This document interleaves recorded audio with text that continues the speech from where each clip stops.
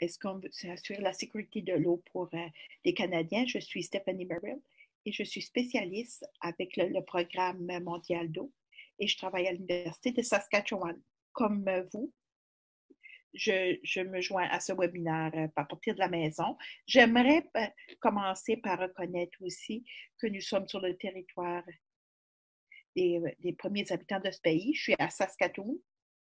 C'est le territoire traditionnel des Cris et des Métis. S'il vous plaît, prenez une minute pour reconnaître le territoire d'où est-ce que vous êtes aujourd'hui en appréciation pour eux de nous offrir l'espace pour les discussions d'aujourd'hui. L'activité d'aujourd'hui est organisée par le programme pour la sécurité des eaux pour les Canadiens aussi. Ce forum est sur le leadership pour l'eau et le projet de l'Université de Victoria, le Centre aussi pour les Nations Unies et le Centre autochtone aussi pour les ressources naturelles et l'Institut pour l'environnement et la santé et aussi l'Université de Toronto. C'est notre organisme, c'est un programme de recherche le plus important. C'est un partenariat entre l'Université de la Saskatchewan, l'Université de Waterloo, McMaster University et l'Université Wilfrid Laurier. Nous sommes mis point d'un programme de 7 ans pour faire avancer la science, pour préparer aussi les avenirs de l'eau dans un contexte de risque associé au changement climatique. En travaillant avec les praticiens au niveau de l'eau, les industries et les communautés nous guident et nous permet aussi de mieux obtenir des preuves scientifiques pour des programmes, de pouvoir prendre des décisions sur les programmes, les politiques et les décisions. D'améliorer les gestions de l'eau au Canada, c'est essentiel pour notre programme de recherche et c'est la raison pour laquelle nous avons cette discussion aujourd'hui.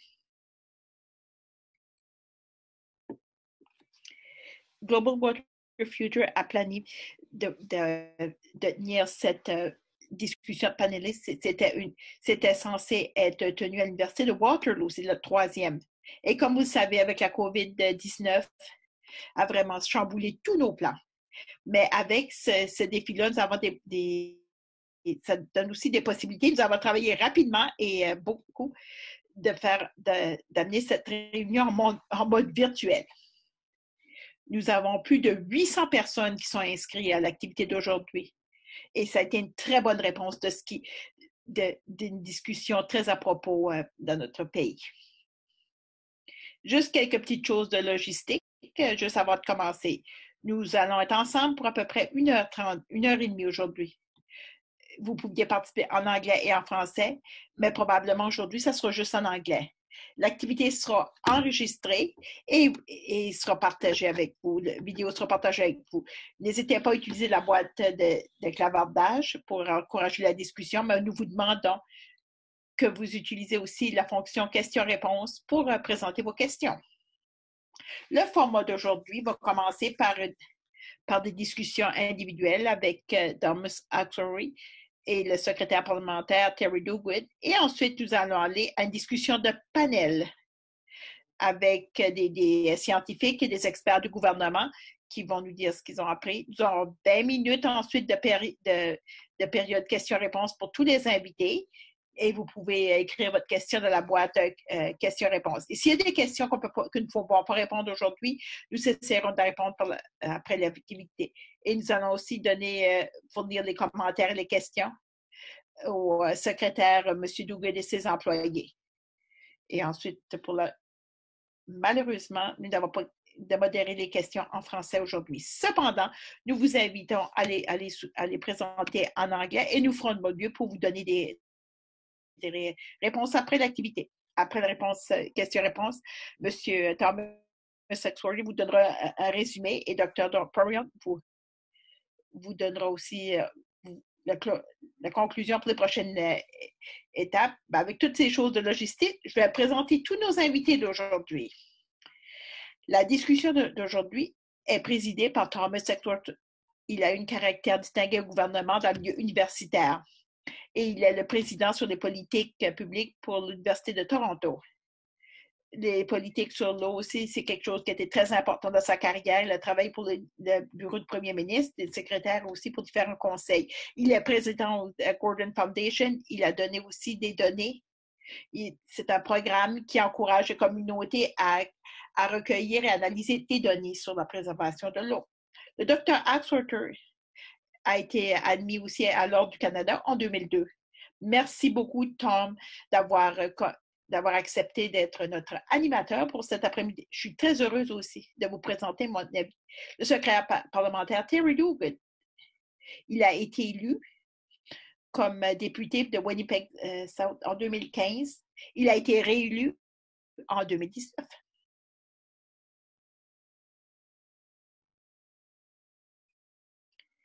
Il est secrétaire parlementaire pour le ministère des changements, d'Environnement et des changements climatiques et on lui a demandé de superviser aussi la mise en place du Canada Water Agency. Il a occupé beaucoup de postes de leadership aussi, que ce soit dans les secteurs publics et privés.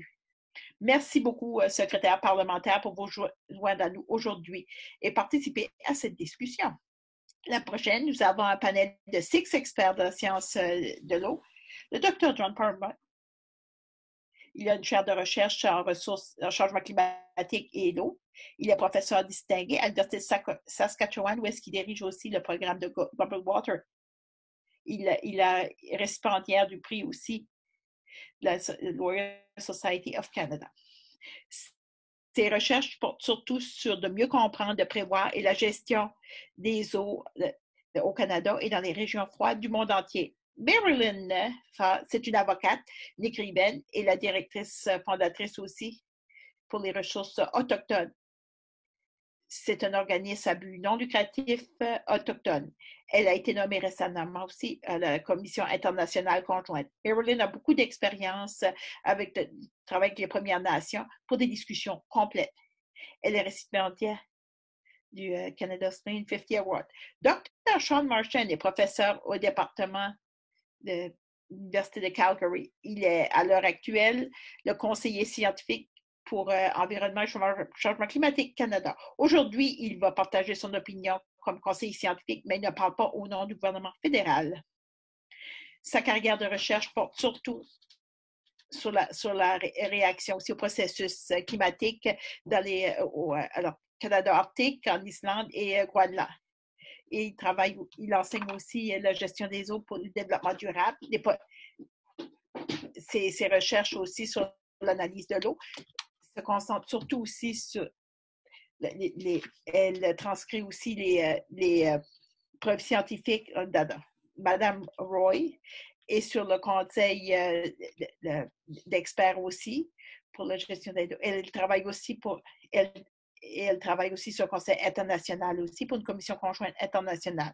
Le docteur John O'Riordan est un ancien sous-ministre aussi pour la gestion durable des ressources. Il était directeur de recherche avec l'équipe d'adaptation des changements climatiques de l'Université Simon Fraser.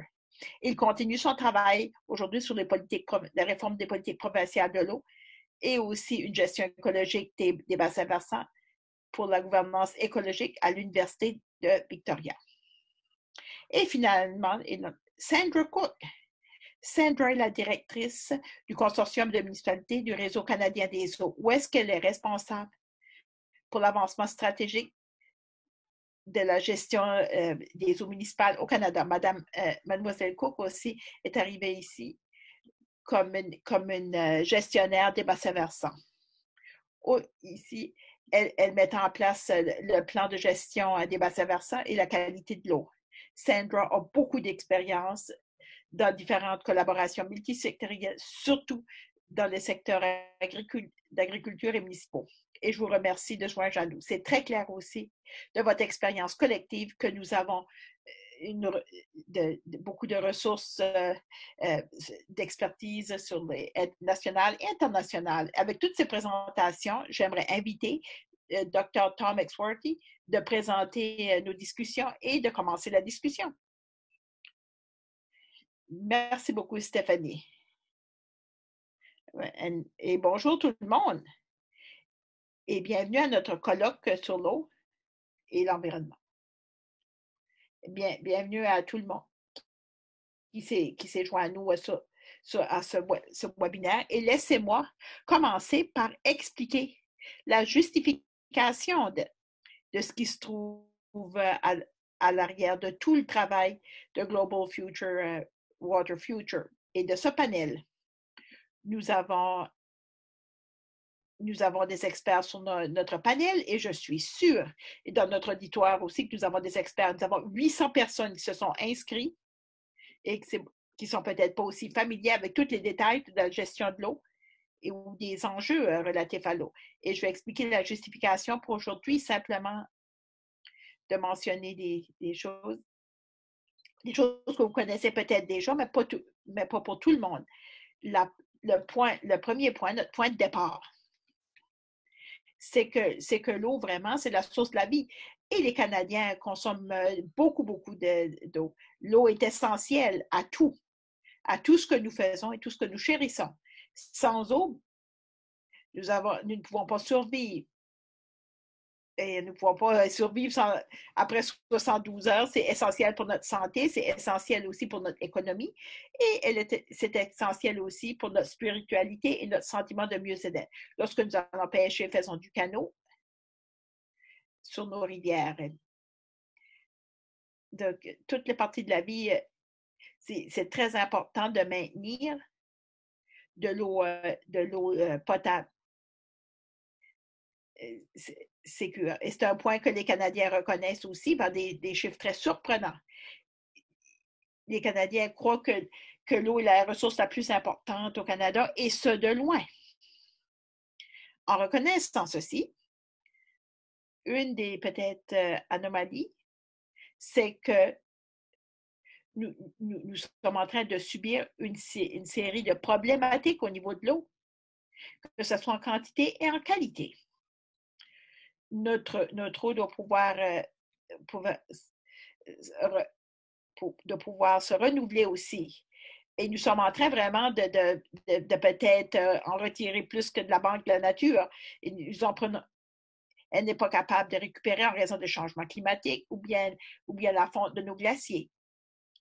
Donc, nos enjeux stressants se trouvent dans beaucoup d'autres pays sur la qualité de l'eau. Et nous savons aussi qu'il y a des préoccupations au niveau de la santé, de la qualité aussi de l'eau potable, et aussi notre santé dépend en grande partie de la qualité de notre eau. Et tout ne va pas bien pour ce qui est des enjeux au niveau de la qualité de l'eau. Nous savons aussi qu'il y a aussi beaucoup de problèmes à l'échelle internationale de comment est-ce qu'on gère les bassins versants avec les États-Unis. 80% des Canadiens, il y a une partie, on a une partie aussi de nos bassins versants qui sont partagés par nos amis américains. Donc, l'eau est très importante, mais à la fois, c'est compliqué, la gestion de l'eau. Et avec toutes ces complications-là, les gouvernements qui gèrent l'eau, nous savons que nos provinces, nos municipalités, nos gouvernements autochtones aussi font beaucoup de travail sur une base quotidienne. Ils sont vraiment des engins qui essayent de s'assurer que nous avons des réserves d'eau sécuritaires. Il y a aussi un monde fédéral qui est important. Et aujourd'hui, c'est à propos de cet appareil fédéral. Et une des premières lois, en 1868, lorsque le Canada venait d'être formé, c'était la loi sur les pêches. Et dans cette loi, il y avait des provisions que les aires de reproduction pour le saumon ne devaient pas être empoisonnées par des produits chimiques. Et il semble que ça pourrait être réécrit aujourd'hui. Et c'était notre première loi. Ça traitait de protéger la qualité de l'eau. Le rôle du fédéral a continué. Et depuis 1868, et ça a été mentionné aussi dans la présentation, que j'avais des connexions avec le gouvernement de Pierre Elliott Trudeau. Il y a 50 ans, il y avait eu des négociations pour passer la loi sur l'eau au Canada, des ententes avec les Grands Lacs, et aussi du financement pour la recherche sur les eaux. Et avec Tom McMillan, le ministre de l'Environnement on avait une stratégie d'une cinquantaine de pages sur l'eau. Et depuis ce temps-là, 50 ans plus tard, depuis la loi sur les eaux du Canada, il y a eu très peu de changements aux politiques énoncés en 1987 et même avec les changements climatiques. Il y a une grande nécessité de reviser la gouvernance de la gestion de l'eau, les pratiques dans ce pays afin de pouvoir réaliser ces objectifs-là de la sécurité de l'eau. Et il y a un document qui a été écrit par des collègues qui font partie du panel et d'autres de l'auditoire, de militer aussi le rôle du fédéral sur le Canada Water Agency. C'est vraiment un bref aperçu de ce que je vous donne sur les activités fédérales pour légiférer aussi les réussites. Et c'est vraiment comme témoin du rôle de Ralph Goodin, qui était un ministre pendant un certain nombre d'années, dans le dernier gouvernement Trudeau. C'était vraiment la force directrice derrière l'idée de se concentrer davantage sur l'eau dans nos efforts au Canada, surtout l'idée d'avoir une agence canadienne des eaux au Canada. Et cette idée a vu le jour aujourd'hui et le gouvernement réélu de Justin Trudeau a inclus cette idée-là dans ses lettres de mandat aussi avec le ministère de l'Agriculture et de l'Environnement. Et il y a beaucoup de travail aussi qui devrait être fait pour créer une agence nationale sur l'eau. Ce séminaire n'ignore pas le rôle des provinces, des municipalités ou des nations autochtones. Et on a des panels qui sont experts dans tous ces domaines-là. Mais ce qui est essentiel, le point central, c'est une initiative fédérale entièrement nouvelle de penser à avoir une agence nationale. Et c'est ce dont nous discuterons aujourd'hui. Pourquoi? Pourquoi est-ce que c'est nécessaire selon quels sont les problèmes et quelles sont les solutions possibles? Ceci étant dit, et en gardant ceci en tête comme point central et tous les enjeux qui s'y rattachent avec une nouvelle agence de gestion des eaux et avec les structures gouvernementales au pays et comment est-ce qu'ils vont travailler aussi sur les enjeux associés à l'eau. Donc, je vous cède la parole à Terry Duguid, et qui est heureux d'être avec nous aujourd'hui. Nous sommes heureux de l'avoir aussi. Et Terry, vraiment, vous avez vraiment la responsabilité pour le dossier de l'Agence de l'eau. Et j'aimerais commencer par, et comme ça a été mentionné dans la présentation, et en plus d'être secrétaire parlementaire pour le ministre de l'Environnement et aussi un membre distingué du Parlement, vous avez une longue histoire aussi de travailler sur l'environnement. Et la Commission sur l'environnement, vous avez été un activiste, vous avez fait partie des ONG, maintenant vous êtes un politicien. Et nous allons commencer par la question, l'eau, qu'est-ce que ça veut dire pour vous? Et selon vous, quelle importance est-ce que le Canada devrait accorder à l'eau au Canada pour l'avenir? Merci beaucoup. Merci, Tom, pour la question. Merci aussi pour préparer aussi la scène aussi éloquemment, comme vous le faites aussi. Et je vous dis, c'est bien d'être ici aussi avec nos invités d'un océan à l'autre. 612 aussi, et ça augmente aussi. C'est fantastique. Et j'aimerais aussi reconnaître, je suis ici à Winnipeg. Je suis dans les rivières, je suis territoire aussi et de la nation métisse. Et je pense que vous avez été en plein dans le mille aussi. L'eau douce est une ressource importante au Canada. Les Canadiens le reconnaissent et le mandat aussi de ce gouvernement. Et on a l'appui du premier ministre et le ministre aussi de l'Environnement et des changements climatiques. Ils m'ont demandé aussi de jouer un rôle de leadership dans ce dossier-là. Et je suis très fière de le faire. Et tandis que j'ai l'occasion, j'aimerais remercier Global Water Futures et tous nos partenaires de nous avoir rassemblés aujourd'hui pour cette discussion très importante sur l'avenir de l'eau, l'importance du rôle du fédéral. Et je sais que vous planifiez avec le Massey College et et vous planifiez une série de webinaires et de panels aussi partout au pays. Et nous, comme gouvernement fédéral, nous allons obtenir des aperçus très profonds de où est-ce que la direction que nous devons prendre comme pays. Et nous sommes tous deux d'accord avec l'aspect central de l'eau à notre histoire pour le présent et l'avenir. Et c'est aussi juste de dire qu'un bon nombre de personnes dans le panel ou bien de l'auditoire, et probablement depuis un bon bout de temps, ont travaillé sur des rapports et présenté des recommandations. Et il y a eu un grand nombre aussi d'enjeux qui ont été soulevés. Et je pense qu'il serait juste de dire qu'il y a quand même une certaine frustration parce qu'il y a eu très peu d'action qui s'est produite avec les administrations antérieures. L'eau étant aussi importante, pourquoi est-ce que c'est qu'il a été aussi difficile de faire des progrès? Quels sont les obstacles institutionnels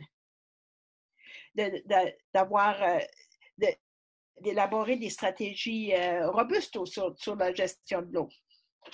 D'abord, laissez-moi dire que dans notre dernier mandat, nous étions très actifs aussi dans la question de l'eau et j'avais la responsabilité aussi 27 millions de dollars sur une période de 5 ans. Et aussi, les Grands Lacs ont eu beaucoup d'attention, mais en raison des changements climatiques, les pressions aussi sur l'eau douce, nous avons besoin aussi de faire davantage de gains. Vous avez mentionné aussi l'honorable Ralph Goodale, qui était derrière l'engagement de la plateforme de mieux gérer et protéger aussi nos ressources d'eau douce et de créer aussi l'Agence canadienne de l'eau. Et je dois dire qu'on a quand même du soutien du premier ministre. Et comme vous le savez, il a préparé des lettres de mandat à tous ses ministres et que c'est vraiment c'est crucial aussi pour le ministre de l'Environnement et des changements climatiques, M. Wilkinson. Nous prenons cet engagement-là très au sérieux et nous serons imputables aussi envers les Canadiens. Et je pense aussi, Tom, aussi, vous savez, d'avoir travaillé dans ce domaine-là et travaillé aussi avec des cadres du gouvernement, que la gouvernance de l'eau, la gestion de l'eau, la coopération au niveau de l'eau, c'est certainement pas quelque chose de facile. Tous les échelons du gouvernement ont une responsabilité, que ce soit fédéral, provincial, territoriaux, les gouvernements municipaux, autochtones, les Premières Nations. C'est simplement un groupe d'enjeux et de complications. Et comme bon nombre de gens ici présents aujourd'hui, l'eau fait vraiment partie d'à peu près 20 différents ministères dans le gouvernement aussi. Il y a beaucoup de problèmes au niveau de la cohésion et de la fragmentation. Nous en sommes très au courant. Et nous essayons aussi de régler ceci. Mais je pense que l'urgence, ça a vraiment été ramené avec les impacts climatiques que nous avons remarqué ici dans nos propres communautés. Il y a des panélistes du Manitoba aussi, ils vont certainement pouvoir m'appuyer là-dessus. Nous n'avons pas eu nous avons eu des événements climatiques majeurs, que ce soit au niveau des inondations majeures, aussi 1 milliard de dollars aussi pour notre économie, et aussi des gens qui ont dû être déplacés de leur chez-soi à Winnipeg. Nous avons eu l'été le plus sec à date aussi de ma propre province. Et nous avons eu le mois de septembre-octobre les plus humides aussi depuis. Nous voyons maintenant dans les projets de loi et aussi 28 milliards de dollars entre 2000 et 2017 en des impacts associés à l'eau, à notre économie. Et c'est un chiffre qui provient de Global Water Futures. Et le sentiment d'urgence aussi est vraiment présent, non seulement au Manitoba, mais partout au pays.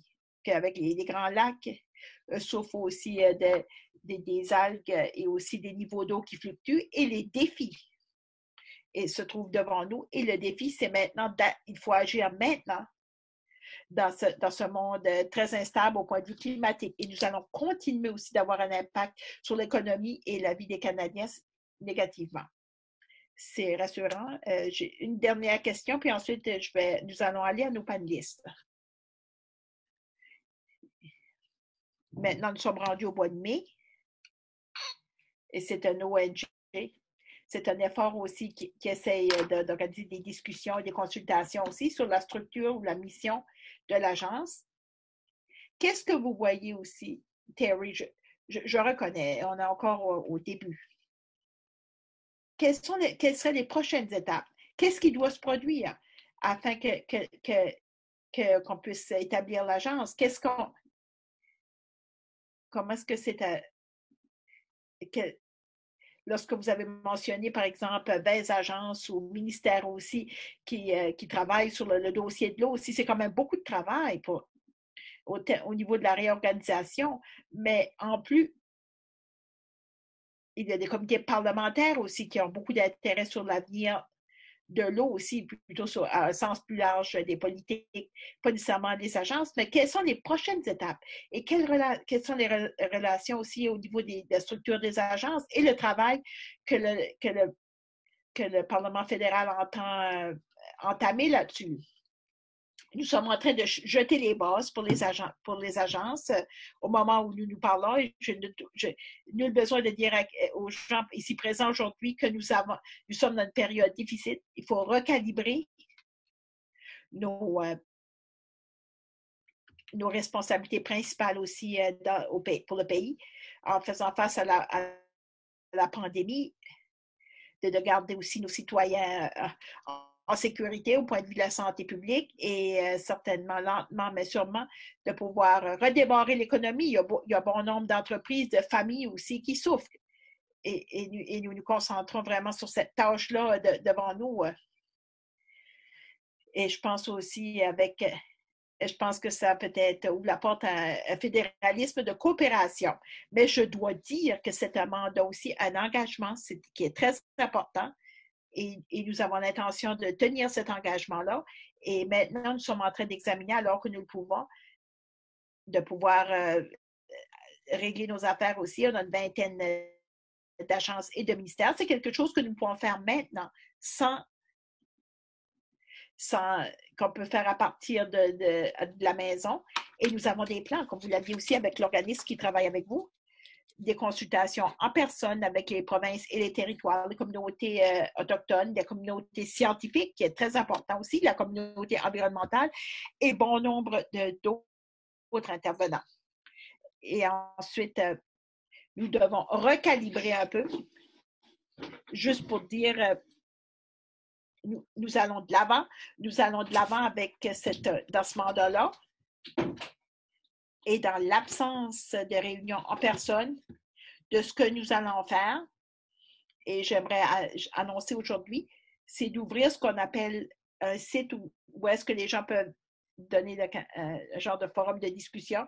Ça serait un endroit, c'est sur le site d'Environnement Canada et Changement climatique, où est-ce que vous êtes capable de donner votre opinion, de partager vos pensées sur la formation de l'Agence canadienne des eaux, la forme aussi qu'elle prendra, comment est-ce que nous allons travailler avec les autres et comment est-ce qu'on peut aussi rassembler tous les éléments que vous avez mentionnés, un peu comme des pièces du casse-tête de la gestion de l'eau. Et vous avez mentionné aussi le travail du comité permanent sur l'environnement et je pense aussi qu'il est en train d'examiner la loi sur et le problème de la fragmentation et comment est-ce que nous travaillons avec d'autres.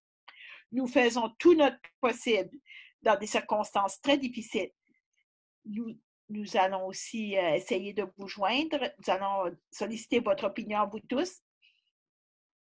Et un petit conseil, commencez à participer.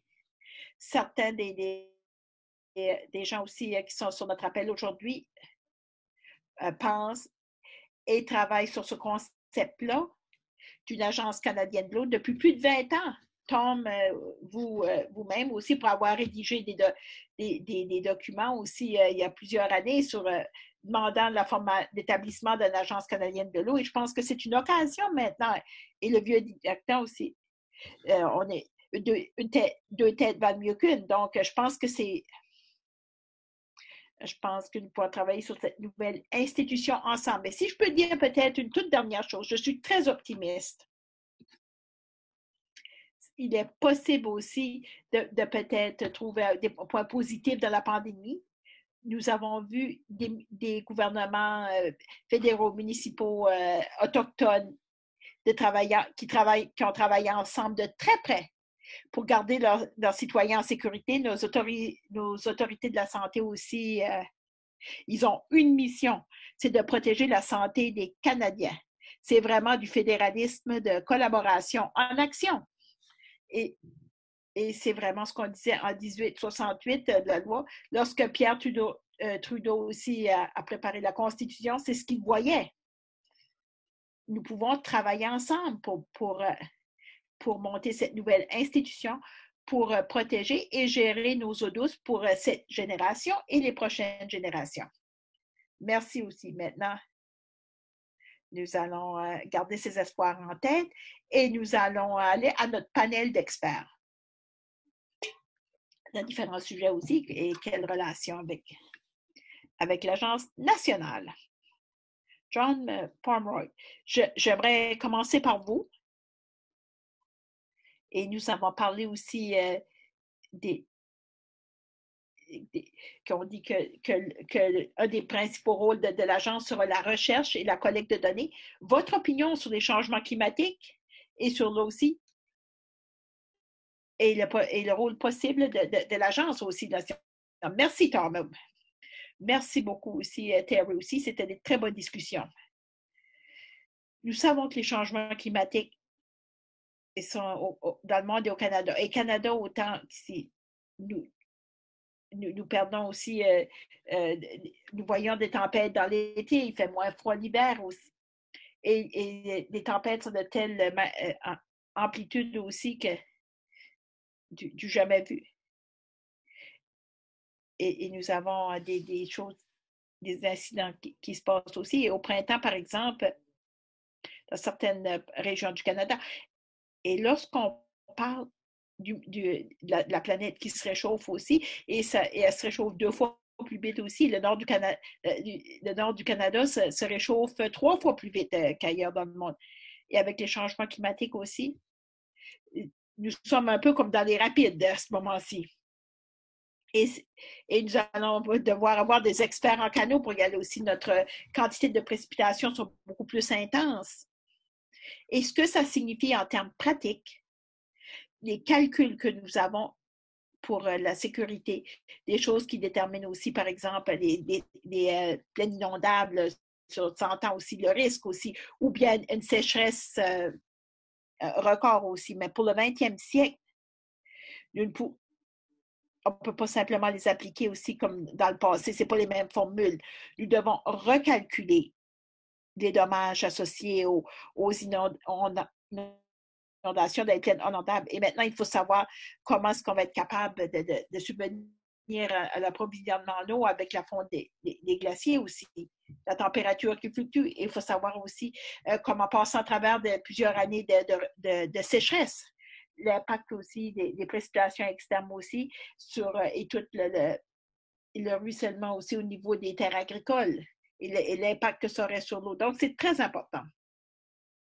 Il y a beaucoup, beaucoup, beaucoup d'enjeux aussi qui sont tous interreliés et ils sont quand même assez nouveaux. C'est des choses que nous avons, on n'aurait pas eu la même opinion il y a 50 ans.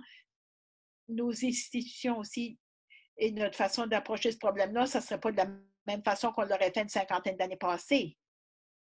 Nous sommes peut-être dans les pays les plus importants du Zintin, avec un système de prévision des inondations et d'avoir cette coopération-là avec le fédéral et les provinces aussi, de pouvoir prévoir les inondations et les sécheresses et la gestion de l'eau.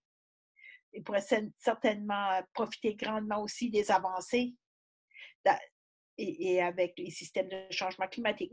Nous aurons besoin d'avoir un très bon système de pouvoir surmonter les problèmes associés à la gestion de l'eau. Et John, j'ai eu l'honneur aussi d'être avec vos scientifiques, de voir leur recherche aussi à Canmore, dans les montagnes rocheuses aussi, la fonte des glaciers dans les montagnes. Mais avec si on va de l'avant avec l'agence, de quelle façon est-ce que vous percevez la collaboration entre les scientifiques dans les agences et les groupes, par exemple, comme Global Water Future? Et nous parlons aussi de collaboration. Est-ce que vous voyez, avez-vous espoir aussi que l'agence pourrait peut-être aussi utiliser des recherches scientifiques entourant les enjeux de l'eau? Global Water Future est un programme unique. C'est le plus important programme de recherche sur l'eau au monde. Il y a beaucoup de personnes qui participent. 18 universités de partout au Canada aussi. Plus de 160 professeurs qui participent aussi, qui sont financés par ce programme. Et presque 600 aussi étudiants de deuxième cycle et étudiants diplômés aussi, et ils reçoivent du financement du gouvernement fédéral. C'est un programme aussi qui va prendre fin en 2023. Mais la capacité immense qu'ils ont montée, c'est vraiment ça représente une occasion pour le gouvernement fédéral d'aller de l'avant.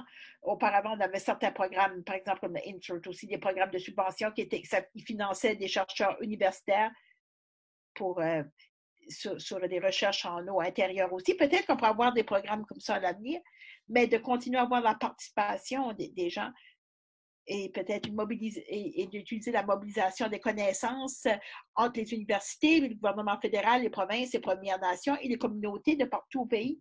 Il pourrait y avoir aussi des exemples de Global Water Future aussi. Et certainement aussi beaucoup de modèles informatiques et avec toutes les technologies aussi que nous avons. Merci beaucoup, John. Sean, si on peut vous demander la parole. Maintenant, vous travaillez avec le ministère de l'Environnement et vous promenez aussi, vous avez quand même des antécédents scientifiques de l'Université de Calgary. M. Duguid a parlé de toutes les complexités aussi dans le gouvernement fédéral de pouvoir travailler ensemble. Mais maintenant, vous travaillez dans le ministère de l'Environnement. Quelles sont vos opinions sur le leadership du fédéral, le rôle du fédéral? Et qu'est-ce qui doit se produire pour pouvoir faire en sorte que l'eau devienne vraiment à l'avant-plan du fédéral?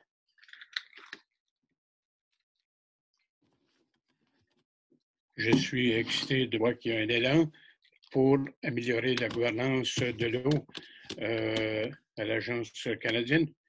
Je pense qu'avec cet effort-là, il y a des bons points qui ont été mentionnés pour améliorer la coordination au niveau de la famille fédérale. Alors,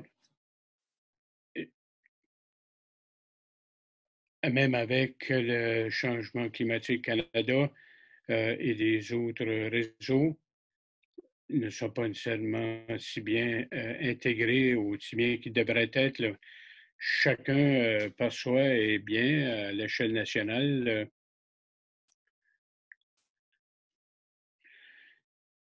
Ça nous prend beaucoup d'autres choses. Ça nous prend des objectifs clairs. Alors, ça nous prend de la coordination au niveau national, les normes pour l'eau potable, ce qui est mesuré, comment c'est rapporté, des plateformes pour partager les données, rendre disponibles.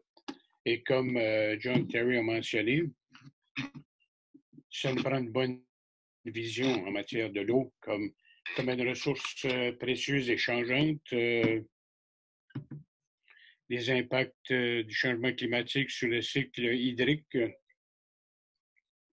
la qualité de l'eau, ça nous prend plus de prospective sur les données. Dans ce que tu viens de donner, de déclarer, John a mentionné, mais le changement climatique et l'eau et la qualité de l'eau et le fait que les normes nationales pour l'eau potable, au Canada, c'est volontaire selon les provinces et les municipalités de mettre ça en place. À l'avenir, on a eu des enjeux avec l'eau par le passé. Donc, est-ce que tu crois que ça va être accentué avec les défis que représente le changement climatique sur la qualité et la quantité de l'eau? John a mentionné ça et aussi Terry. On voit des événements sans précédent dans certaines régions. Comme en 2013, chaque année, il y a des choses qui se présentent, les grands feux de forêt, comment ça affecte la chimie de l'eau, l'utilisation des pesticides. Et il faut mieux comprendre comment les choses vont. Ça nous prend un équilibre. C'est un système qui change, qui est dynamique. Alors, il faut s'adapter nos stratégies pour l'eau. Il y a différents ministères, comme ça a été mentionné. Il y a peut-être des choses qui peuvent être perdues dans les cracks entre les différents ministères.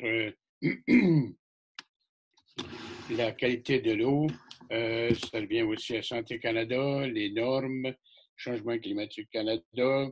Il y a un mandat en matière d'écologie, qualité de l'eau, etc. Et il y a des espaces, il y a des écarts là-dedans, des lacunes. Et, et alors, toxicologie, eau, santé humaine, et il faut s'assurer que c'est couvert et qu'il n'y ait pas de lacunes entre les deux. Alors, merci. On va se tourner vers les provinces, les municipalités avec John Reardon.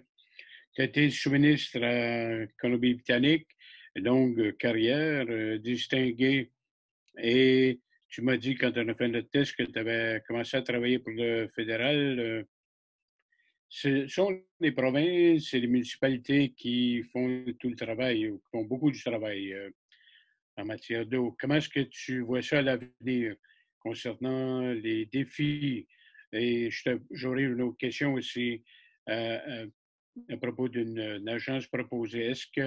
Est-ce que c'est nécessaire, étant donné ce que les provinces et les municipalités font? Alors, tout d'abord, fais-nous un survol du rôle des provinces. Merci, John. J'apprécie de participer à ce panel illustre. Plusieurs années passées, je faisais partie d'une nouvelle initiative sous la loi sur l'assainissement de l'eau du Canada. C'était pour le bassin versant en Colombie-Britannique. Ça prenait de nouvelles approches parce que dans l'Okanagan, il n'y avait pas assez d'eau pour alimenter une population croissante. Et deuxièmement, certains des lacs étaient affectés par la morphologie. Ça prenait de nouvelles approches à cause des défis. Il n'y avait pas assez d'eau pour alimenter une population croissante, l'industrie du tourisme pendant les prochains 50 ans. Et certains des lacs étaient affectés par la fonte des neiges, la morphologie. Ça affectait l'industrie du tourisme. Il y avait une structure de gouvernance qui était fragmentée au niveau local et au niveau provincial. Je dois dire qu'après avoir travaillé avec ce groupe-là pendant des années, il y avait beaucoup de coopération et d'appui par chaque niveau de gouvernement. Le fédéral fournissait de la science, des capacités à ce niveau-là, et il y avait aussi la gouvernance locale, des politiques de zonage, protection. Alors, ça n'aurait pas été possible que ça soit fait par seulement un niveau de gouvernement. Alors, le plan était substantif. C'était pas la question d'amener de l'eau de la Fraser. Et quelques années passées, la province a mené une nouvelle législation et il ne voulait pas de transfert entre les bassins versants. Alors, on voulait mettre l'accent sur une bonne utilisation de l'eau. Et alors, on a nettoyé certaines des choses au niveau de la qualité de l'eau. Et troisièmement, Et la commission pour l'eau de l'Okanagan voulait rassembler les trois niveaux de gouvernement dans une commission générale pour le bassin versant qui est encore en place aujourd'hui. Donc, 50 ans passés, ça nous prend une autre initiative pour aborder la crise actuelle en matière d'eau. Et c'était mentionné par John Pomeroy. Mais au fur et à mesure que le changement climatique se fait, on ne peut pas prédire exactement comment l'hydrologie, le climat va changer d'un bassin versant à l'autre à travers le pays et décennie par décennie. Alors, pour après reprendre l'économie après la COVID, stage 1, étape 1, étape 2, on surveille qu'est-ce qui se passe avec l'impact de la COVID sur les populations. Il faut faire des ajustements avant d'aller à l'étape 2. Alors, c'est la même chose pour la gestion de l'eau. Il faut faire des choses comme il y a un débit plus lent ou répondre aux besoins autochtones, des engagements là en matière de réconciliation et tout cela. Alors, il faut essayer de faire ça et gérer, surveiller, faire des ajustements au fur et à mesure et au fur et à mesure qu'on va de l'avant avec les communautés. Je pense qu'une agence canadienne de l'eau est cruciale pour améliorer les capacités scientifiques pour s'adapter à ce régime. Je pense que c'est vraiment important. Gestion adaptative. Ton expérience avec les provinces et en Colombie-Britannique, ça c'est facile à dire, difficile à faire, n'est-ce pas? Parce que les gens sont habitués à regarder un problème seulement d'une manière, mais il y a une multitude d'intérêts qui devaient être amenés dans le portrait, si vous voulez. Est-ce qu'on a des exemples de gestion adaptative réussie récente? Une qui est en phase de développement, euh, il y avait plusieurs bassins versants qui avaient été créés au gouvernement parce qu'il y avait la traverse d'eau en Colombie-Britannique au niveau des besoins en matière d'énergie des clients. Un des gros qui a changé, c'est dans des lacs. Il y avait eu des gros changements, des gros impacts sur les impacts riverains. Alors, les régimes qui sont proposés, et dans le cadre de l'entente Colombie-Britannique, l'accord, c'est dans Swiss Narrow. Ça va mieux avec les débits qu'il y avait dans les lacs Arrow auparavant. Et ça, c'est une question de gestion. Ça ne pourrait peut-être pas fonctionner la première fois. Peut-être qu'il faut surveiller ce qui va se passer avec les rapides, comment est-ce qu'on aborde les sécheresses. Le résultat de la surveillance et de la science pourrait modifier de la façon qu'on va gérer ces choses-là, s'ajuster pour trouver un bon équilibre à l'avenir. Il faut se rappeler que le climat change constamment. Alors, ça pourrait changer d'ici l'an 2100. Sandra,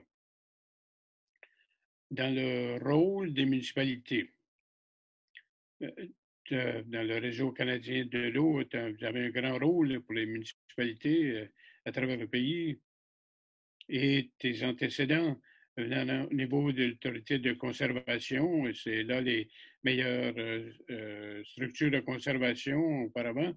Nos municipalités ont fait face à des problèmes, des enjeux en matière de qualité de l'eau, des eaux et des égouts. On voit des chiffres, il y a beaucoup de capital qui est nécessaire pour aborder des enjeux de l'eau. Peux-tu nous parler de la priorité du secteur pour aborder ces choses-là? Alors, merci. Oui, c'est une bonne question. Je pense que le défi pour nos municipalités d'équilibrer le besoin de protéger nos ressources, de bien les utiliser et Et ensuite, les coûts d'entretien. Mes antécédents, c'était dans le Grand River, l'autorité de conservation du Grand River qui gérait le bassin versant de Grand River. C'est exemplaire.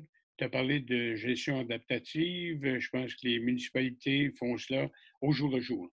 On veut investir des milliards de dollars, par exemple, dans la Grand River, presque 1 milliard jusqu'à dans pour l'infrastructure pour les eaux et les égouts pour les dernières années. Alors, c'était le temps de renouveler.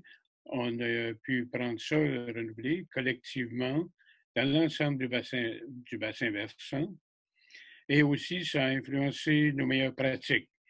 Donc, pas seulement les investissements en capitaux étaient nécessaires, mais il fallait améliorer les opérations. Alors, je suis d'accord que les municipalités sont au courant, que c'est là que ils font beaucoup de travail, c'est là que le défi, c'est qu'il y a plusieurs demandes qui sont mises sur les municipalités, comment équilibrer les besoins et le désir. De mon point de vue, le plus gros bénéfice, et je vais revenir à certaines des questions préalables, c'est le besoin de collaborer. Il n'y a pas une seule municipalité qui peut tout faire. Et afin d'être réactif d'une manière rapide, un bon exemple, c'est d'amener les gens à partager leurs perspectives, leurs meilleures approches pour la pandémie, par exemple, qu'on a fait depuis 6 semaines avec nos municipalités, notre réseau. Et ça permet pour une réaction rapide, pour réagir à la pandémie, meilleures pratiques et de continuer. Alors, ce que je veux souligner ici, c'est mentionner l'importance de la collaboration. Au-delà de cela, le besoin de supporter le rôle de la collaboration. C'est pas d'avoir plus de gouvernements dans une chambre qui vont régler la chose. Ça prend un cadre pour la collaboration, pour avoir des besoins communs. Alors, selon moi, oui, le gros travail, les gros résultats viennent au niveau municipal. Et j'ai vu ça dans les différentes, au cours des années que je travaillais avec l'autorité. Et un peu comme pour l'Okanagan, et de gérer ça au niveau du bassin versant et la conservation en Ontario, on gère l'eau à ce niveau-là. Plusieurs aspects de travailler au niveau municipal et au niveau régional. Ça met des preuves, ça souligne le besoin de collaboration et entre les gouvernements. C'est absolument nécessaire. Comment faire cela? Je ne suis pas convaincu personnellement que ce serait une agence canadienne de l'eau par elle-même. Le Canada a une grande diversité d'eau, de dangers, de dossiers d'enjeux reliés à l'eau. Ça prend des connexions. Ça prendrait une approche de leadership des différentes directions, du haut en bas ou du bas vers le haut.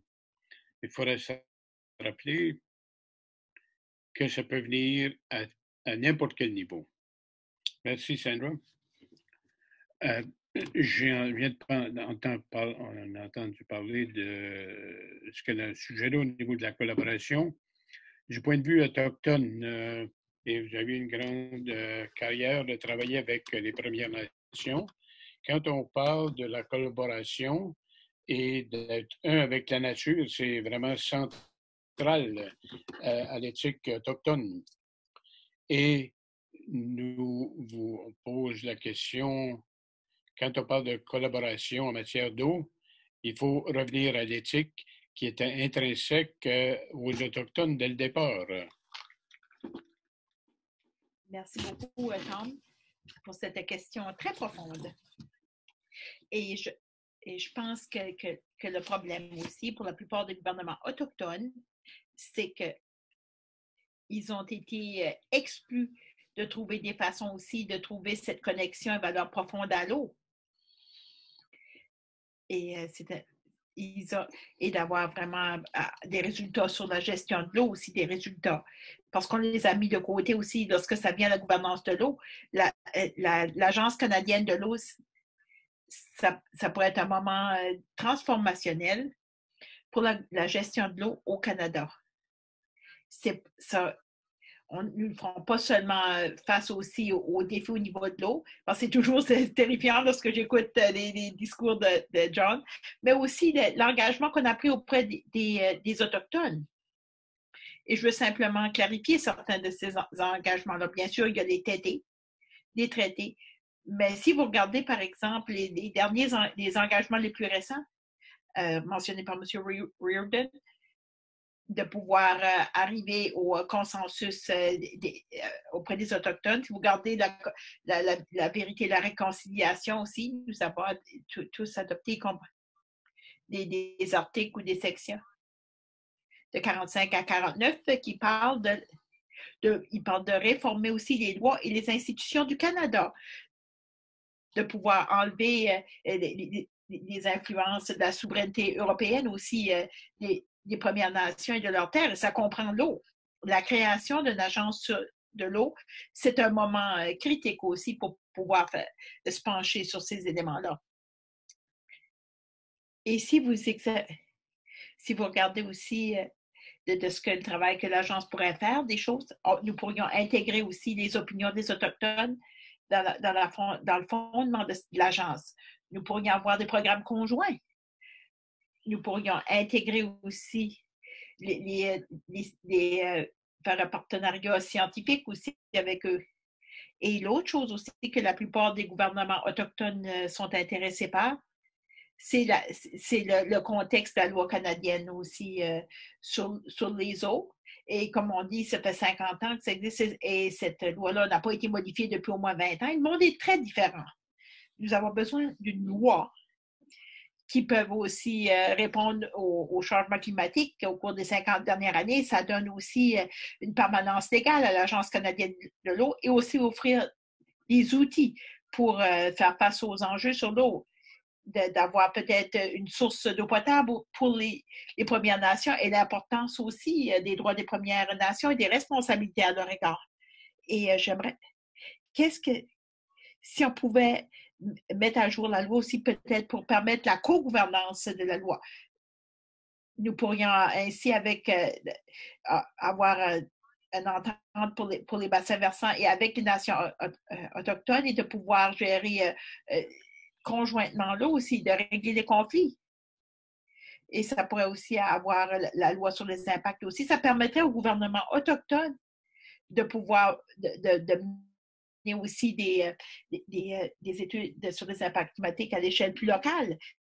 C'est vraiment une occasion de pouvoir mettre en place, et M. Douglas aussi a parlé aussi du fédéralisme de collaboration, mais c'est vraiment d'inclure les gouvernements autochtones, les Premières Nations à la table. C'est possible avec l'Agence sur l'eau et la loi sur l'eau. Si on pourrait le faire ensemble, ça serait les Premières Nations qui travailleraient avec le Canada, le gouvernement du Canada, pour élaborer une version provisoire du projet de loi. Et ensuite, ça serait présenté à la Chambre des communes. Et je pense que ça serait certainement une bonne façon de le faire.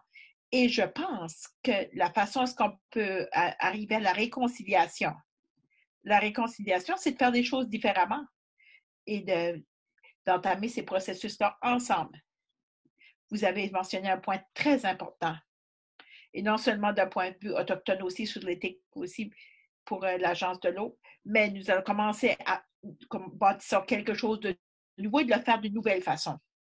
Et c'est de vraiment aussi d'inclure les Premières Nations aussi, d'une façon importante. Mais avec la nouvelle institution, mais en dernier lieu, mais non le moindre, je vais demander aussi d'arriver à la fin des panélistes aussi distingués de votre opinion. Il ne faut pas oublier aussi que la dimension internationale aussi de la politique canadienne sur l'eau, avec la Commission conjointe internationale, et nous venons d'en discuter aussi, de ces commissaires-là, le rôle de l'eau et notre relation avec les États-Unis aussi pour partager cette ressource, nos relations sont peut-être un peu plus difficiles aujourd'hui. Est-ce que ça comprend aussi l'eau? Merci, Tom. Oui, absolument. Je vais prendre un peu de recul aussi, parler de quelque chose aussi qu'il faut examiner aussi dans le contexte aussi de cette nouvelle agence sur l'eau. Et à mon avis aussi, ayant travaillé sur l'eau pendant longtemps aussi, et il y a beaucoup aussi d'informations là-dessus, ça devient un moyen pour un bon nombre de points aussi mentionnés par mes collègues, que ce soit la science, les preuves dont nous avons besoin pour la gestion de l'eau, la collaboration, la participation, les données, c'est ce qui rassemble le Canada aussi, avec nos voisins américains partout. Et vraiment, la rareté des données, c'est vraiment un des principaux problèmes que nous avons, et avec les problèmes au niveau de l'eau, pour gérer l'eau. Mais il y a beaucoup de bonnes initiatives au Canada aussi que nous pourrions utiliser. Tom, vous savez aussi la dernière initiative, ils ont créé une plateforme accessible pour les données sur des politiques sur l'eau. Et c'est partout dans les régions atlantiques au Canada et partout au Canada. C'est un modèle à suivre. Nous avons aussi la science citoyenne. Et on a des collectes de données sur des choses comme la qualité de l'eau et les changements climatiques. On a des fondations aussi qui font du très beau travail aussi, de savoir quels sont les points chauds, où est-ce qu'on peut concentrer notre gestion et de vraiment avoir peut-être le plus grand impact. Et avec des expériences aussi, on a plus de 50 ans de données qui nous permettent de dire que les poissons sont plus petits et ensuite on peut vraiment extrapoler cette information-là, ce qui a trait aussi de la sécurité alimentaire pour nos communautés. Il y a des initiatives très intéressantes qui pourraient être reproduites et le rôle du gouvernement fédéral serait d'établir certains de ces processus et protocoles qui permettraient à cette initiative. Et l'autre point aussi que j'aimerais faire, c'est la technologie. Avec la technologie, c'est pas seulement des nouvelles choses ou de la nouvelle technologie innovatrice. Là. Ça peut être des choses qui existent depuis un bon bout de temps. Nous, à ELA, et on nous essayons toutes sortes de sondages, d'applications. Nous utilisons des nouvelles technologies aussi, mais nous sommes en train d'examiner l'intelligence artificielle. Par exemple, d'utiliser des caméras graphiques pour identifier, de pouvoir sur des stations météo. Et on a aussi des informations pratiques basées sur l'information qui est déjà là, sur la qualité de l'eau. Et c'est une façon intéressante de faire participer d'autres personnes aussi dans ce nouveau monde. Ça ne peut pas être seulement des gens qui travaillent dans le domaine de l'eau qui parlent de ces enjeux de l'eau. Il faut vraiment rassembler les communautés, la communauté aussi financière, l'industrie aussi qui dépendent de l'eau. Et finalement aussi de revenir à votre point aussi pour transformer. Nous avons un rôle essentiel à jouer. Les différentes rivières aussi et les différentes commissions qui font. Et on a aussi des modèles internationaux, mais vraiment de ramener ça au sens pratique avec le gouvernement fédéral aussi, dans notre monde complexe aujourd'hui, d'établir aussi des protocoles internationaux de collecte de données, d'avoir des systèmes aussi où est-ce qu'on peut donner un sens à l'information partout, des matrices aussi qui nous permettent de collaborer ensemble avec nos voisins aussi et de pouvoir donner cette orientation à d'autres juridictions. Parce que l'eau, nous avons peut-être différents enjeux au Canada comparativement en Afrique ou en Asie, mais que ce soit les matrices aussi. Et le besoin d'avoir des bonnes données aussi, c'est un besoin universel. Merci. Merci au panel en général aussi. Avec tout, on a quand même attaqué différents enjeux. Et je ne suis pas surpris non plus de voir 800 personnes ici. Et nous allons avoir beaucoup de questions avec aussi si grand nombre de participants. Et Stephanie Merrill a reçu ces questions-là. Nous allons lui demander de commencer à les envoyer aux divers panélistes et de voir qu'est-ce que notre auditoire pense aussi des enjeux ici. Bon, Stéphanie, c'est vous qui allez gérer les questions. C'est une grande responsabilité. J'ai obtenu beaucoup de questions. C'est pour ça que je vous ai délégué. Nous avons reçu beaucoup de questions. Je vais en grouper quelques-unes aussi parce qu'il y a des thèmes. La première question, c'est à propos des processus dirigés par Terry Dugan. D'abord, certains participants se demandent comment le gouvernement fédéral compte faire participer les Autochtones dans le processus pour développer une agence canadienne des eaux. Il y a une question à propos du projet aussi de développer l'agence canadienne sur l'eau. Et il y a une question de comment les scientifiques, surtout ceux qui travaillent dans le secteur public, peuvent jouer un rôle aussi dans l'établissement d'une agence canadienne sur l'eau. Encore une fois, oui, je suis là. Je vais prendre chacune de ces questions-là aussi, à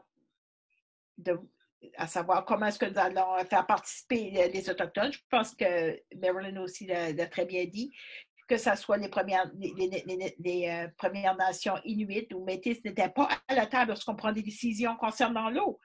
De revenir de ma province natale, nous payons encore l'entente des inondations sur l'eau en raison du développement hydroélectrique dans le nord de la province, aussi qui s'est fait sans consultation ou la participation des Premières Nations. Nous planifions rencontrer les représentants des communautés autochtones et bien sûr, on a le AFN, on a les organismes provinciaux autochtones d'un océan à l'autre et nous allons les consulter. Non seulement sur le mandat, le rôle de l'agence, mais aussi sur le processus. Le budget, vous ne savez pas, nous n'avons pas eu de budget pour 2020. Ça n'a pas encore été fait par le ministre des Finances. Nous ne savons pas encore s'il va y avoir un budget de 2020 qui va être présenté depuis 100 ans aussi. Nous avons une crise, la crise au niveau sanitaire la plus importante. La dernière fois, c'est en 1919. Et encore une fois, nous mettons tous nos efforts à protéger la santé des Canadiennes et des Canadiens. Nous n'avons pas encore de budget, mais je sais qu'il y aura un budget. Et on nous a demandé un budget. Quel rôle peuvent jouer les scientifiques? Ici, dans notre service public, celui qui est à la tête de ceci, Mike Goffin, il est probablement connu dans la communauté des gens qui travaillent dans l'eau.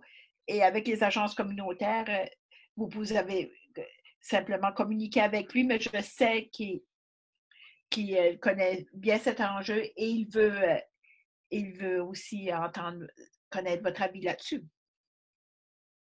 Nous avions quelques questions aussi, des gens qui sont intéressés aussi à des choses plus précises. Je me demande, je pourrais demander à Sean de parler à propos de ses opinions sur certains rôles précis que le gouvernement pourrait jouer dans l'établissement d'une agence canadienne sur l'eau aussi, et aussi la prestation de services par cette agence.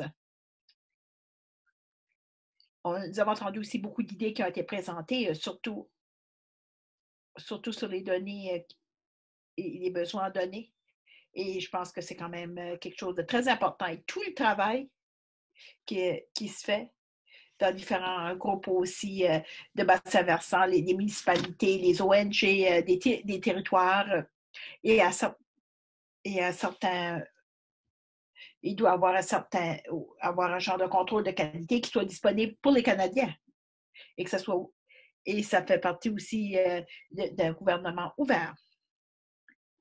Et je suis très fière aussi du rôle que pourrait jouer l'Agence canadienne sur l'eau. Et je pense d'avoir des plateformes aussi pour les données, de développer des normes et des protocoles pour assurer ceci. Mais quand ça vient des choses, par exemple, comme la prévision des inondations, John, il y a un rôle important que le gouvernement fédéral peut jouer, soit en utilisant leur expertise et des modèles. Les gens font du très beau travail dans ces domaines-là. Mais il y a beaucoup de ces choses-là qui doivent être peut-être rassemblées aussi dans un genre de cadre de travail, de pouvoir examiner les prévisions et les impacts futurs des inondations. Et il y a beaucoup de choses, de travail qui peut être fait aussi et être intégré aussi dans les modélisations aussi au point de vue des capacités climatiques. Et pour avoir des façons où est-ce que d'avoir aussi la participation aussi des Autochtones, c'est vraiment essentiel. Et comme ça a été mentionné aussi, l'Agence canadienne de l'eau aussi commencerait. Alors, nous voulons que ça soit établi, ça soit fait de façon adéquate, mais en utilisant l'expertise aussi de nos partenaires et en nous avoir des consultations aussi, de faire en sorte que ça soit bien fait dès le départ. Merci. Alors, une couple de questions à propos de protéger l'intégrité de la recherche des réseaux de recherche et de sciences à travers les universités, communautés autochtones et autres. John a abordé un peu alors le futur en matière d'eau. Est-ce que tu voudrais parler un petit peu plus de comment tu envisages, comment ce travail-là continuerait sous l'égide d'une agence canadienne de l'eau et nous parler et nous expliquer spécifiquement comment les réseaux hors des universitaires pourraient continuer à être supportés et utilisés comme levier.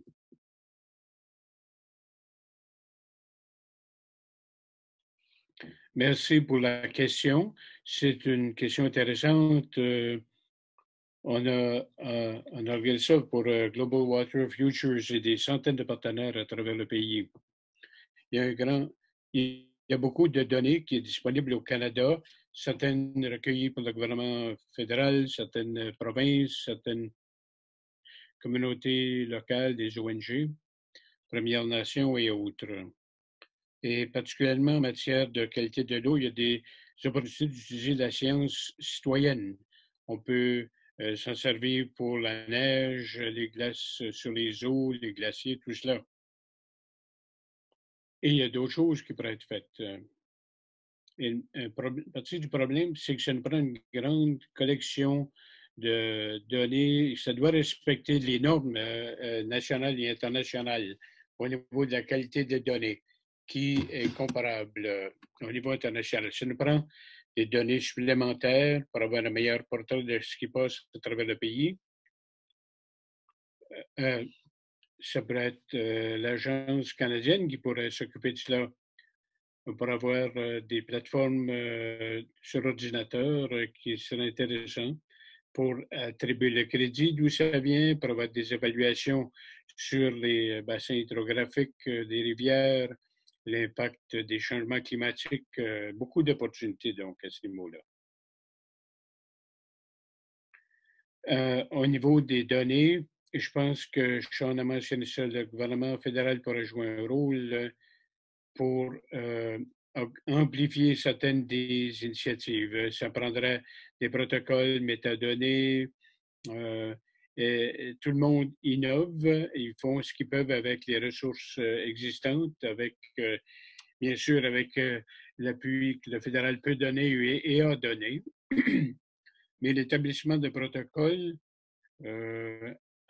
amener ces acteurs-là pour amplifier les choses et je ne veux pas réduire le rôle des provinces, des municipalités, tout cela. Ils ont joué quand même des rôles de base pour créer cette information-là sur nos eaux. Mais ramener et donner de la formation, renforcement des capacités,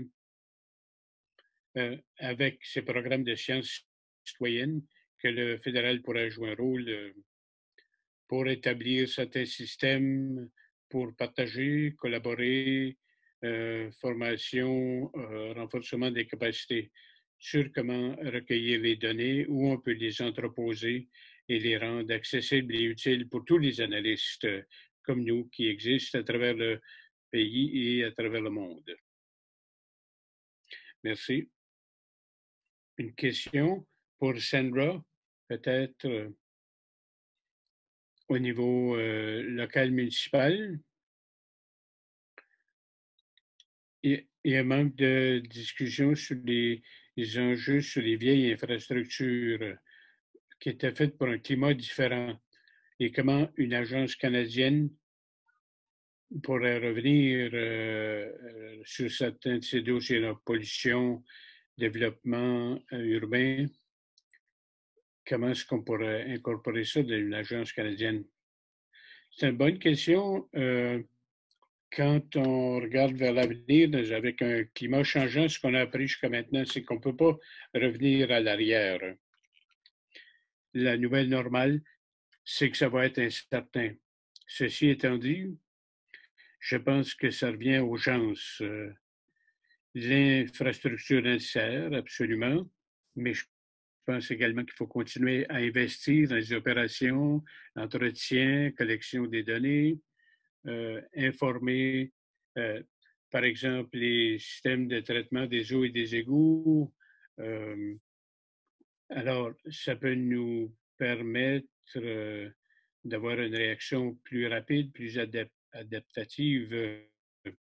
Alors, on a travaillé sur la Grand River en améliorant l'entretien des opérations, plus de données pour éclairer les décisions nécessaires pour gérer nos infrastructures. Ça nous a permis à l'infrastructure comme telle et de comment elle est utilisée. Ça permet également à l'infrastructure d'être utilisée plus longtemps. On a une approche plus éclairée de comment utiliser l'infrastructure. Je pense que le défi sera, pour l'Agence canadienne de l'eau, c'est vraiment de permettre aux gens d'incorporer les gens. Les gens ont tendance à mettre l'accent sur les données, les modèles, mais vraiment, mon expérience, c'est de travailler avec les gens, de leur donner la capacité de prendre de meilleures décisions plus rapides en état de crise et vraiment d'appuyer l'idée que la gestion collaborative de l'eau, il nous faut vraiment investir du côté des gens. Et ça va transcender tous les niveaux de gouvernement pour les amener à la table pour parler.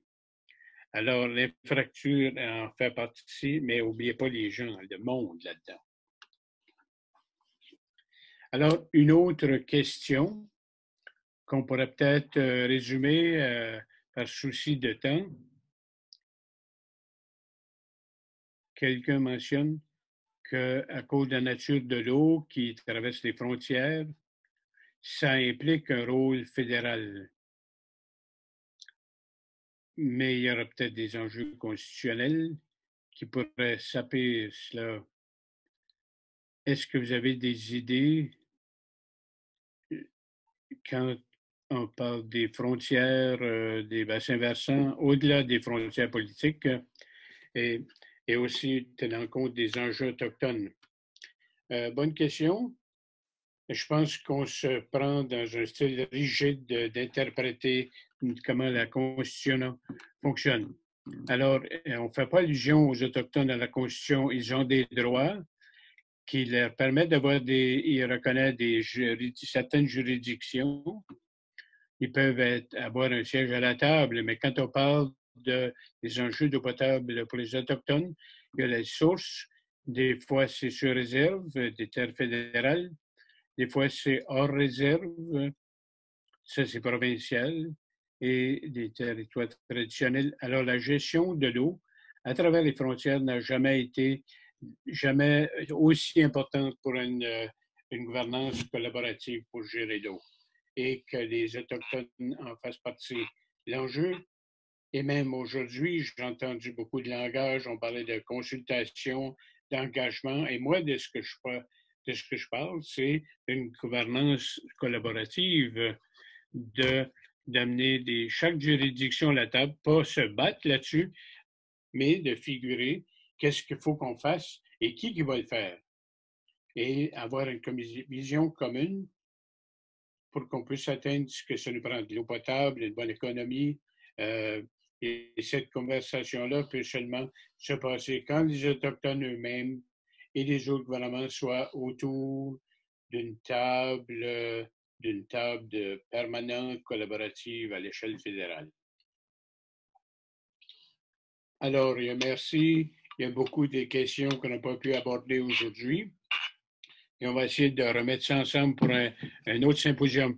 Alors, Tom, toi et John, pour vous avoir des commentaires fins. Discussion très riche. Merci à tout le monde qui a participé au panel et tous ceux qui ont écouté et qui avaient des questions. Je pense que c'est Sandra qui a mentionné, et Terry aussi, qu'on a un séminaire dans le milieu d'une crise en matière de sécurité, une pandémie. Si on a appris quelque chose de tout cela, c'est la nécessité de penser à l'approche de précaution. On ne l'a pas fait, puis là, on paye un peu le prix avec la COVID, la sécurité de l'approvisionnement et tout cela. En matière d'eau, on a un document qui a été fait par un collègue comme référence et je vous recommande fortement de l'utiliser pour fin de discussion dans le cadre de nos discussions à travers le pays à propos d'une agence comme ça. On parle de l'eau comme un enjeu de sécurité. On ne peut pas s'en passer. Nos vies dépendent d'elle. Mais est-ce qu'on a fait assez attention à ce qui est nécessaire pour conserver cette sécurité?